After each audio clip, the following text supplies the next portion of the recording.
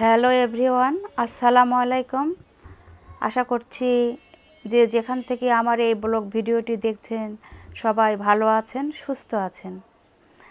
যারা অসুস্থ শরীর নিয়ে আমার ভিডিও দেখছেন তাদের সুস্থতা কামনা করে ভিডিওটি শুরু করছি। চলেন আমরা সবাই মিলে ভিডিওটা দেখি। যদি ভালো লাগে তাহলে অবশ্যই একটা লাইক দিয়ে দিবেন, আর যারা চ্যানেলটি সাবস্ক্রাইব করেননি তারা প্লিজ চ্যানেলটি সাবস্ক্রাইব করে দিবেন। যারা ফেসবুক পেজ থেকে দেখছেন তারা অবশ্যই একটা করে ফলো দিয়ে রাখবেন। রমজান মাস, পবিত্র মাহে রমজান সবার জীবনে আনন্দ বয়ে নিয়ে আসুক এ কামনা করি। তো অন্য সময় তো কাজের চাপ থাকেই, রমজান মাসেও কিন্তু এর ব্যতিক্রম নয়। আমার মনে হয় রমজান মাসে কাজের চাপটা কিন্তু আরও অনেক বেশি, তাই না? সকালে নাস্তা বানানোর যে একটা প্যারা সেটা থাকে না, ঠিক আছে, কিন্তু মনে হয় যে ধোয়া মাজার কাজটা একটু বেশি। আবার ইফতার বানানো, মানে সময় মতো ইফতারে সব রেডি করা আসলে অনেক চাপ। ঘুম থেকে একটু দেরি করে উঠি, ঠিক আছে, কিন্তু ঘুম থেকে ওঠার পরে যে কাজ শুরু হয় এটা মনে হয় একদম, মানে কি বলবো, ইফতারের পরে যারা রান্না বান্না করে তাদের তো আরও অবস্থা খারাপ, তাই না? কারণ এই যে কাজ শুরু হলো এটা মানে আর থামানোর মানে কোনো অবস্থা নেই। এখন ধোয়াধুয়ির কাজটা করে নিচ্ছি, কারণ অনেকগুলি থালাবাটি জমে গিয়েছে, সেগুলো তো পরিষ্কার করে নিতেই হবে, তাই না? তো এই যে ধোয়া মাজা করে নিচ্ছি, তারপরে আস্তে আস্তে ইফতারের সব প্রিপারেশন নিতে হবে। তো চলেন দেখতে থাকি ভিডিওটি।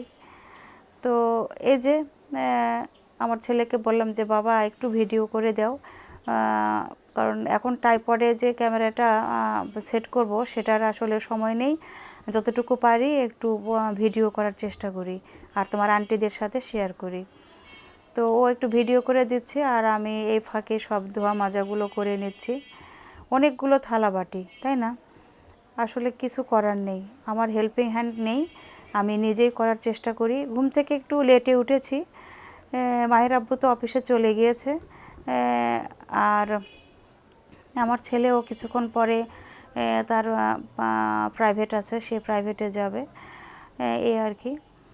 তো একটা একটা করে কাজ আমি করে নিই, মানে ঘুম থেকে ওঠার পরে থালাবাটি পরিষ্কার করি, করার পরে আরও তো মোছামাছির কাজ থাকে, পরিষ্কার পরিচ্ছন্নর কাজ থাকে, সেগুলো করি। করার পরে তখন আমার যেগুলো কাজ আছে সেগুলো আমি ইফতার বানানোর যে কাজ, আবার সেহরিতে কী খাবো, সেগুলো সব কিছু ঠিকঠাক করার চেষ্টা করি আর কি, মানে করে নিই। মোটামুটি একটা একটা করে কাজগুলো সব করে নেওয়ার চেষ্টা করি। তো দেখেন কতগুলো থালাবাটি পরিষ্কার করেছি। আর আমার রান্নাঘরটা একদমই ছোট, ও টাইলস করাও নয়, মানে খুবই বাজে অবস্থা। আসলে আমার মনটা খুবই খারাপ হয়ে যায় এই রান্নাঘরে যখন আমি কাজ করতে আসি। তো যাই হোক, এখন কিছু করার নেই, মেনে নিতে হবে, যেহেতু এখনও পর্যন্ত বাসা চেঞ্জ করতে পারছি না। তো এই যে ওয়াশিং মেশিনে কাপড় দিয়েছি ধোয়ার জন্য, কারণ আমার হেল্পিং হ্যান্ড নেই, তো কি হয়েছে, এই ওয়াশিং মেশিনই আমার হেল্পিং হ্যান্ড। এটা যে আমার কত সুবিধা তা আর কি বলবো। তো যেগুলো মানে ধোয়ার জন্য ছিল সেগুলো তো ওয়াশিং মেশিনে দিয়ে দিয়েছি।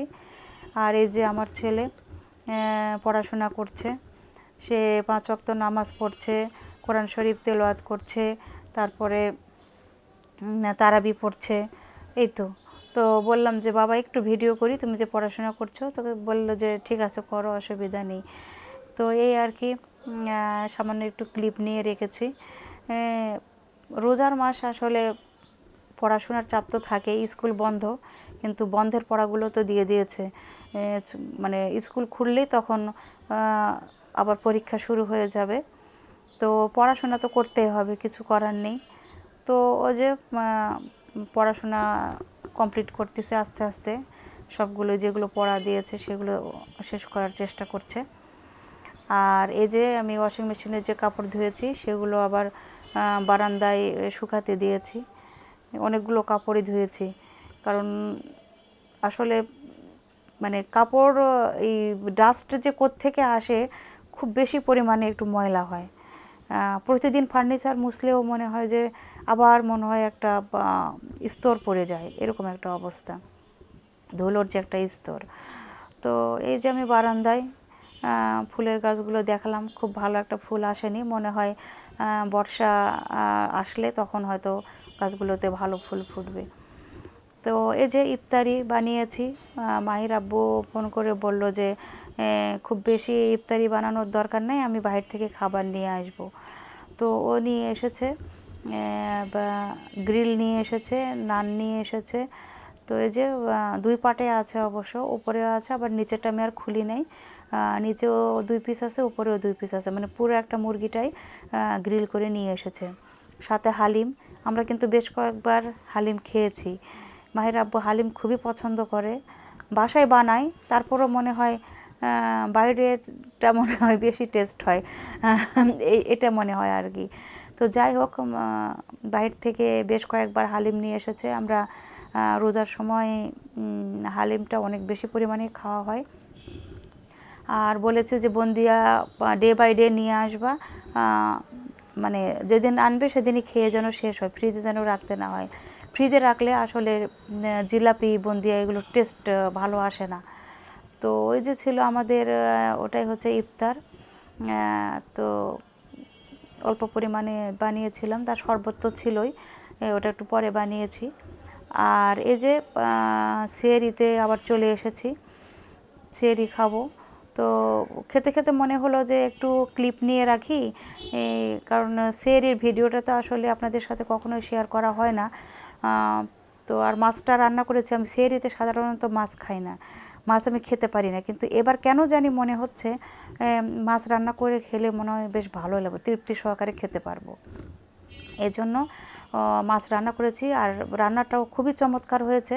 মায়ের আব্বু তো মাছ খায় না, আর এ রাতে সে শুধু দুধ ভাত খায় কলা দিয়ে, সে খেয়েছে অলরেডি, বা দুধ ভাত আর কলা দিয়ে খেয়েছে। আর আমি আর আমার ছেলে এই যে মাছ দিয়ে খেয়ে নিচ্ছি।